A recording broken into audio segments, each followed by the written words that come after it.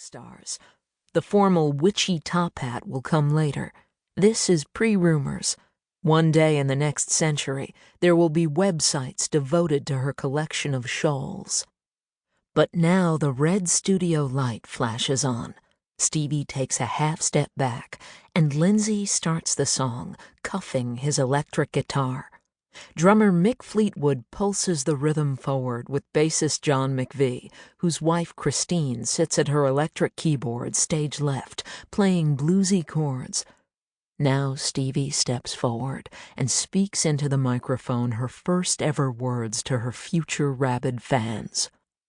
"This is a song," she intones in a Western drawl, "about an old Welsh witch." And then she lets Rhiannon cast her magic cathode ray spell. The song lasts almost 7 minutes. Stevie pushes the beat with an arm gesture, and Fleetwood kicks it.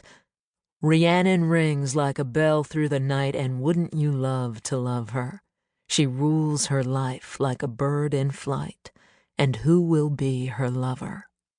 Stevie sways with the beat, in close eye contact with Lindsay by her side.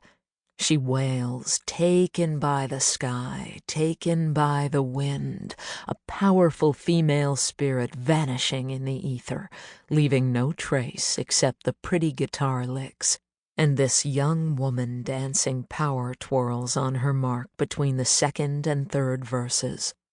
She sings lyrics slightly different from those on the records. Once in a million years, a lady like her rises. She and Lindsay and Christine all sing together the keening, breathy chorus, Rhiannon, Rhiannon. Lindsay is rocking out and smiling. It's totally happening now. Fleetwood Mac is nailing this. She is like a cat in the dark, and then she is the darkness. Would you stay if she promised you heaven? Will you ever win? Then the music softens as Christine plays a bluesy keyboard solo that sets up the sonic whirlwind to come. Stevie stretches her gauzy black cape out like a pair of wings, fluid stagecraft before the song's next movement. Rhiannon in performance can be seen as a 5-scene playlet. At just after 4 minutes, the beat recedes, and Stevie sings the midsection. Dreams unwind, love's a state of mind. And then, with 2 minutes to go, the band launches into a militant 4/4 march with Stevie in a hieratic trance, shouting, yelling, wailing lyrics, waving arms, strutting and stomping, acting out, wild-eyed. She's shaking and vibrating, screaming like a bloody bacchante, ready to tear the soul out of your body, her gesturing fingers making portents and prophecies in the smoky air. The song crashes finally to a halt.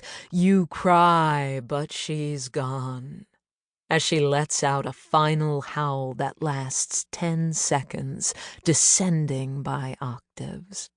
Then Stevie bends way down into a deep floor bow, grasping the microphone stand with both hands to prevent an exhausted collapse. The performance is complete. The studio audience applauds, and the image fades from the screen. When the Rhiannon video was broadcast months later on the Midnight Special, the syndicated, non-network, rock concert program shown late on Friday nights in the 70s, it changed everything for Fleetwood Mac. The band's eponymous new album, released the previous summer, had been chugging along, selling the usual mid-chart numbers to the band's loyal audience, although the first single, Christine's Over My Head, had gotten airplay on FM radio's soft rock/adult contemporary format, and had jumped to Billboard magazine's number 20 chart position. Then the Rhiannon 45 RPM single was released in February 1976. Para seguir escuchando este audiolibro gratuitamente, haz clic en el enlace de la descripción y podrás escucharlo completo sin coste gracias a la prueba de 30 días de Audible.